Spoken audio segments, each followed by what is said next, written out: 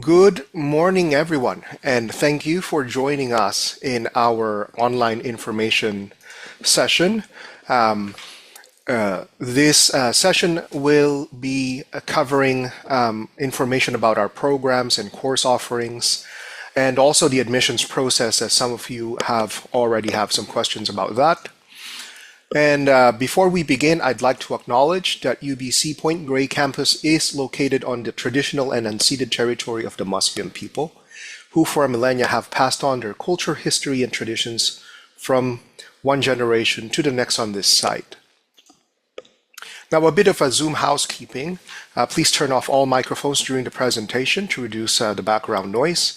This information session, as I mentioned earlier, will be recorded, but will only be distributed to those applicants who may not be able to attend the session.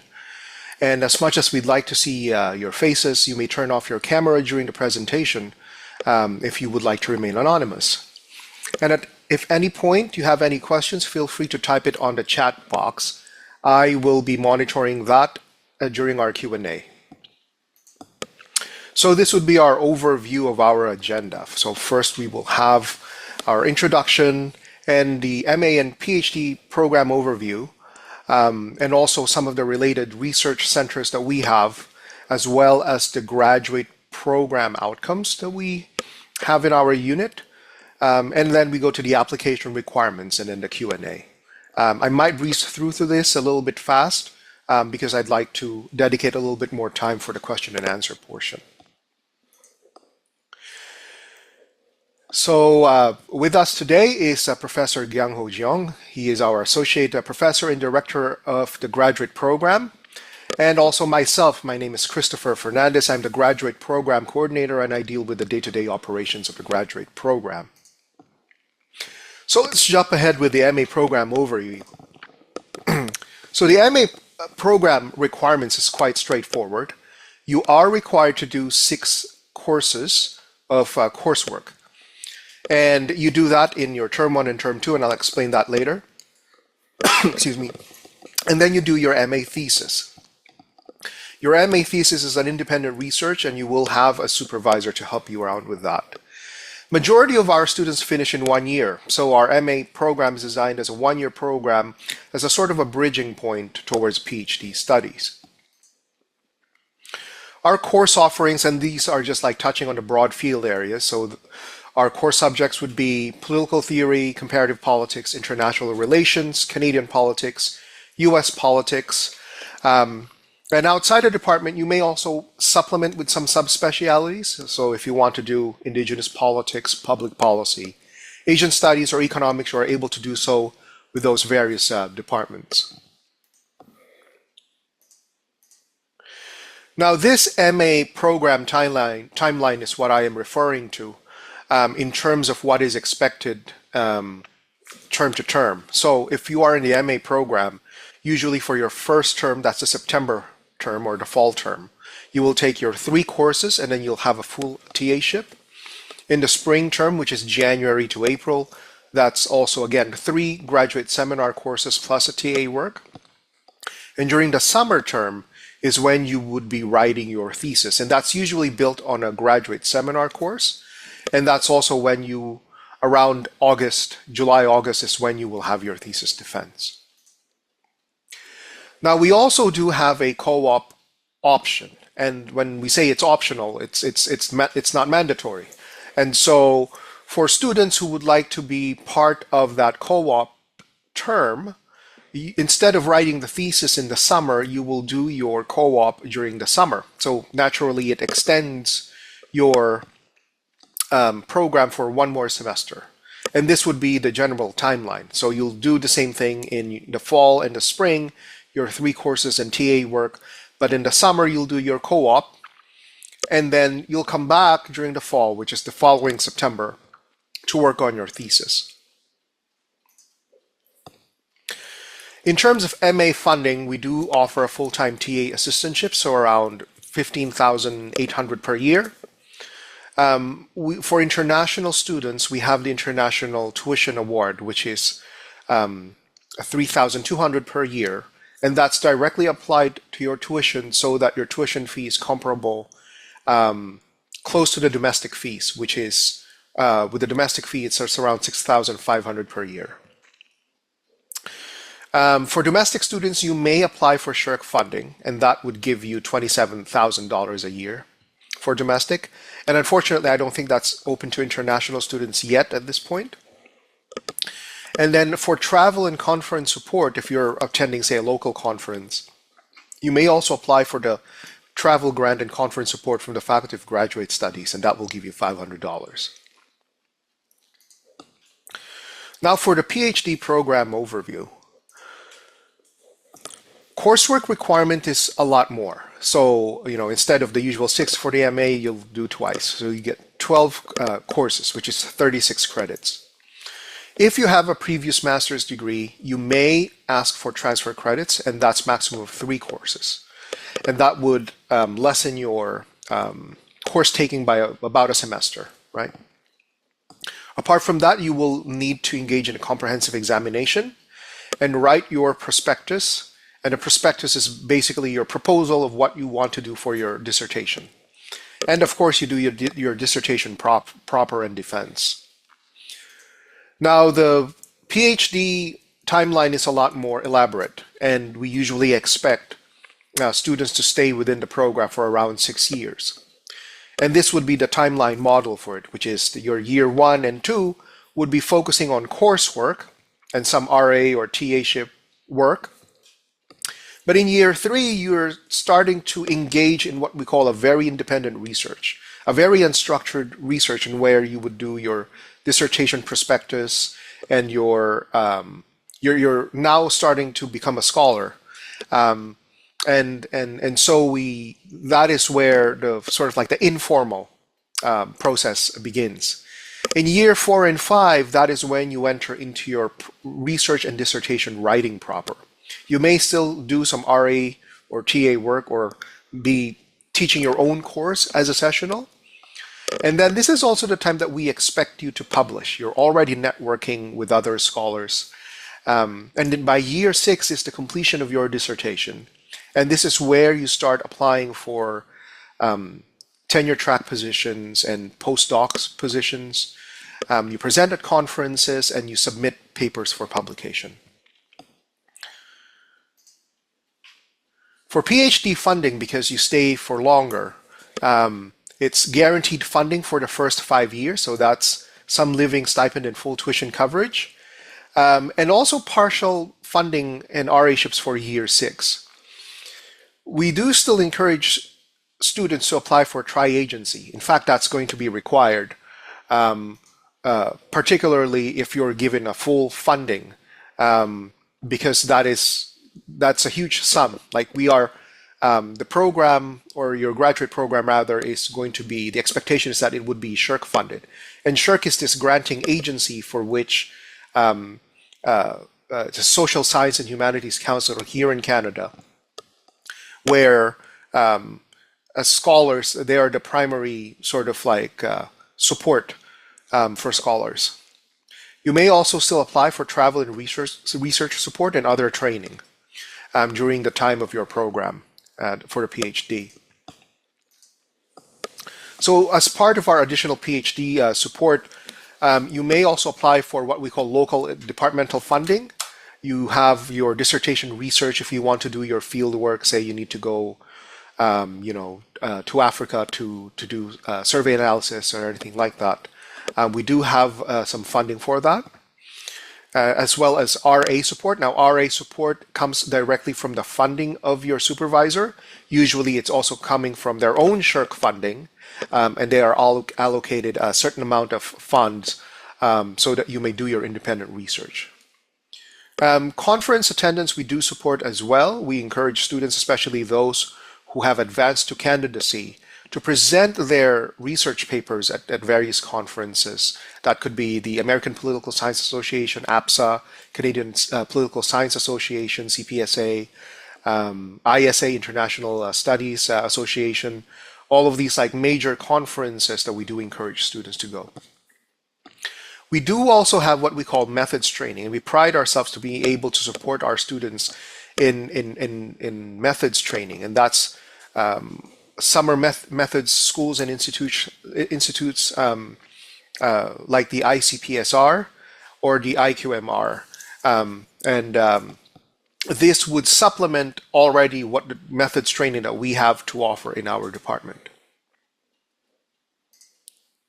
Okay, so we'll talk about the graduate placements, like what do our graduate students do after they graduate. So first, for our PhDs, we do have placed successfully tenure track positions. So they are now associate or full professors at University of Toronto, Victoria. I won't read through all the schools, but basically we have a very good placement rate. I think for us right now, statistically, it's about 40% of our outcomes do end up being placed at tenure track positions. And this is also, international placements, not just local. Some of them are in Australia, and some are teaching in China. So we do have various global outcomes for that. We do also have, not all of the PhD students would end up having a tenure track academic position. Some of them consciously take non-academic placement outcomes, such as government. So we have placed people at Health Canada, Statistics Canada, First Nations Health Authority, and also the UN, like international organizations, ICRC, and those are conscious decisions for some of the research interest, really, and of course also with the private sector. Primarily, the private sectors, because of the PhD students' training in methods and qualitative work. And quantitative work, usually they are employed in think tanks and such, which is another, probably around like 10% of our outcomes do end up. For our MA students, it's a little bit more interesting. We do I would say around 35% of our PhD, of our MAs do pursue a PhD degree. And we've placed MA students at Yale, for example, or Duke or UBC here as well. The latest one was actually someone placed at Harvard. So some prestigious schools. But the majority of them, around say 50%, do end up working for government or policy-related positions. At the policy level, usually the requirement is a master's degree. We have also MA students who have, because they are in our program, they were able to be placed at that internship. It's called the Advanced Policy Analyst Program, and that's usually run by the federal government. Applications during like September, and that gives them the placement of like every 6 months they are being rotated, say for example the Treasury Board, and they need to move to Ottawa for that, but there is a particular process for that internship.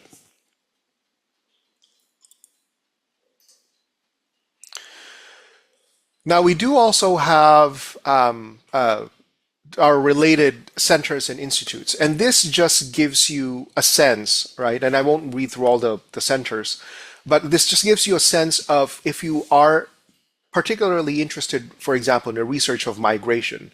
We do have research centers that are hubs for a particular research for these areas. And even our own faculty members are members of these centers. For example, for Center of Migration, we have 3 faculty members who are affiliated with the Center for Migration, and that hub is a big research support for that particular area. And we do understand that, like most of you who are in the discipline of political science, you're precisely there because it's so interdisciplinary, right? And political science is one of those few academic disciplines which touch on a plethora of things and subjects. And we do recognize that, and that's why we have all of these associations with various centers to provide you with research support.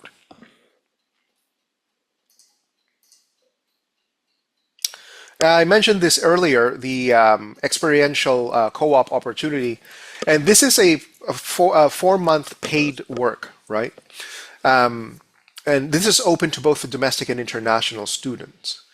All positions are paid, and the salary per month varies. From the last data that I was given, it's around 3,300 to 4,500 per month, depending on the employer. And this is always like a 4-month position, more or less. Now, the work with the co-op is appropriate to your degree. So when you're doing the co-op work, we do have a separate co-op office and a coordinator that does that for us. But they're curating the jobs, right? So when you're hired, you're not just fetching coffee. You're actually doing work that's meaningful and that would start your training. So sometimes it would be the provincial government who might need some co-op student. Or sometimes it would be like a law firm and they need someone with expertise with briefs and everything like that. And each of these positions are roughly around 420 hours and held between May to August. Okay, so we go to the general application requirements and criteria. What do we look for basically in an application? We look for relevant academic background. Now, when we say relevant academic background, that's a broad social sciences background. So if you say, I have like a background in history and psychology or social studies, am I eligible? Yes, because broadly, those are broad social sciences courses, right? And then some of you might be wondering, well, I have like a very sciencey degree, maybe in math or computer science, but I have taken some social sciences courses. That's also great, because then you'd be familiar with the discipline of political science with a broad social science lens. We do look for first-class GPA in the last 2 years of study. We do understand that sometimes in your first 2 years, your GPA may not be the best because you are adjusting in your first 2 years of university. So we do focus on the last 2 years of study. We do look for a statement of intent. Now, what is a statement of intent? For those of you who are not familiar, this is kind of like a summary of why you want to go take a graduate degree, and also what you want to study, and why do you think UBC is the best fit for you? What can UBC offer to support you with your research? And then also we ask for 3 academic letters of references. So we prefer that they are academic references. Now, some of you may not be in school for a long time, and if some of you might be using professional references, that is also okay. But we do prefer academic letters of references, precisely because you are applying to an academic program, and also that your references they need to speak well to your writing and your research skills. That is what we're looking for here. That they would be able to say, that this applicant is good at researching and good at, the writing skills and researching skills are first of their class, and they'll be an asset to your graduate program. If you are using professional references, and say the nature of the work is something that has a research component, that is also fine. There are, some of our graduate students, they've worked, for example, for the World Bank or some sort of like think tank, and your managers, whoever supervising you, can certainly write a letter for you attesting to that. Writing sample, we only require that for PhD applicants. I don't think there's a specified sort of like word limit to the writing sample. We do ask them to just be sort of like short. I think there is, though, a file limitation. So if, say, your writing sample has like lots of graphics in it, then you might have to make that a tad smaller, convert that into a smaller file.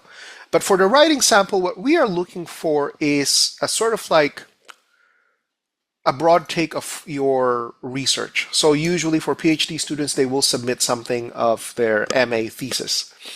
Sometimes they might also submit something of a published journal, because some of our PhD applicants, they've already published during their MA